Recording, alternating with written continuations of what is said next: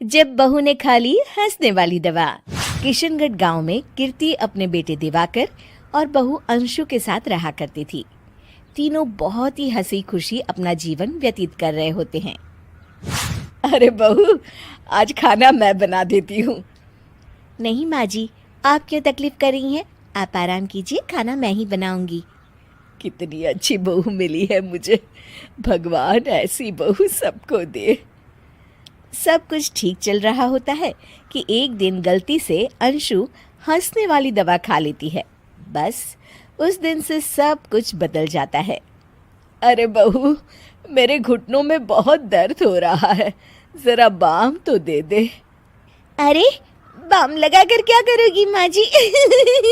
मैं पाँव दबा देती हूँ। अरे एक तो मुझे पाँव दर्द हो रहा है, ऊपर से तुम हंस रही हो। आई एम सॉरी माँ जी। अरे फिर से हंस रही है, जा तू मेरे कमरे से, मुझे तुझसे बात नहीं करनी।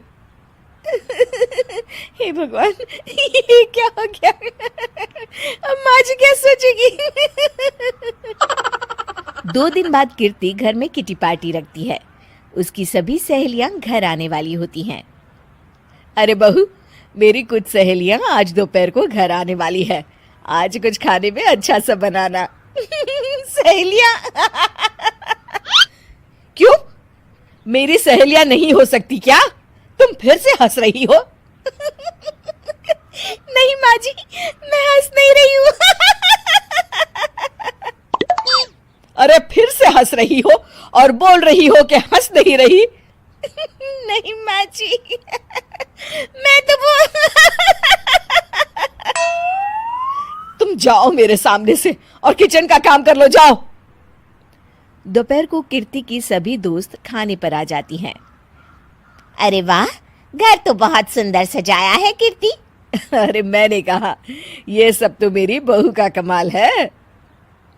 अरे वाह, बड़ी गुनी है तुम्हारी बहू तो। हाँ हाँ, खाना भी अच्छा बनाया है। हाँ, बहुत ही गुनी है।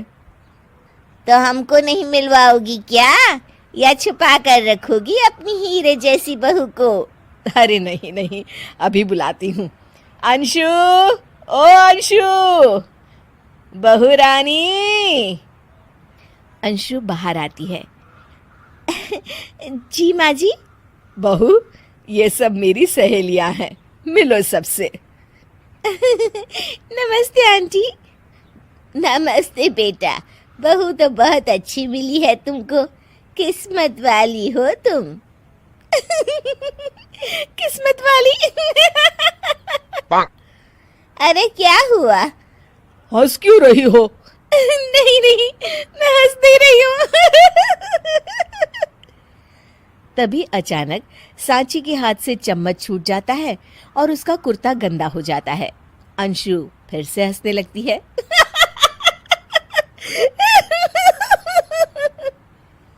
इधर सब सहेलियां गुस्सा होकर चली जाती हैं। कीर्ति भी नाराज होकर अपने कमरे में चली जाती है। हे भगवान, ये मैंने क्या कर डाला? इस तरह से तो माँ जी और उनकी सहेलियां नाराज हो गई।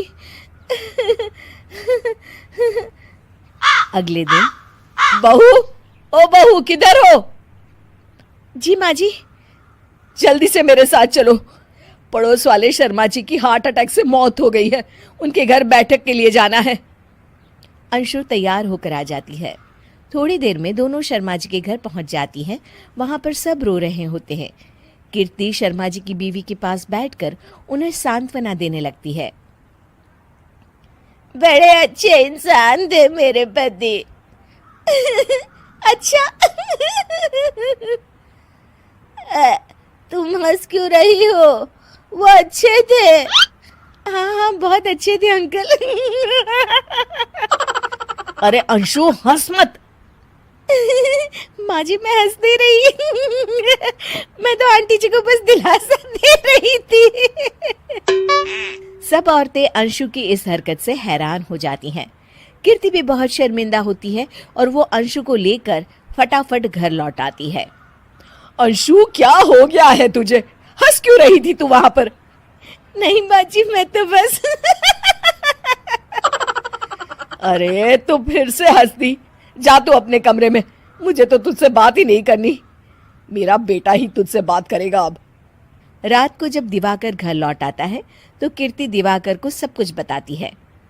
ठीक है माँ, अब फिक्र मत करो, मैं अंशु से बात करता हूँ। दिवाकर अपने कमरे में जाता है। जी आ गए आप? कैसे हैं? मैं तो ठीक हूँ, बस सर में हल्का दर्द है। सर में दर्द? अरे इसमें हंसने की क्या बात है? नहीं, मैं हंस नहीं रही हूँ। मुझे तो फिक्र हो रही है आपकी। एक तो मेरे सर में दर्द है, ऊपर से तुम हंस रही हो। अरे कैसे समझाऊं मैं आपको? मैं हंस नहीं रही। अंशु, तुम इस घर से चली जाओ। माँ ने मुझे बताया जो भी तुमने शर्मा आंटी के घर किया, और किटी पार्टी में भी। नहीं जी, मैं ऐसे नहीं हूँ। तो अभी क्या हुआ था? क्यों हंस रही थी तुम? रुकिए, मैं आपको सब कुछ बताती हूँ आपको सब कुछ। अंशु डायरी में लिखकर दिवाकर को पढ़ने देती है। कुछ दिनों पहले मैंने गलती से हंसने वाली दवा पी ली थी, जिसकी वजह से ये सब हो रहा है। इसका असर कुछ दिन और रहेगा। अरे तो तुमने ये सब पहले क्यों नहीं बताया अंशु? वो मैंने माँ जी को बताने की बहुत कोशिश की, मगर उन्होंने सुना ही नहीं।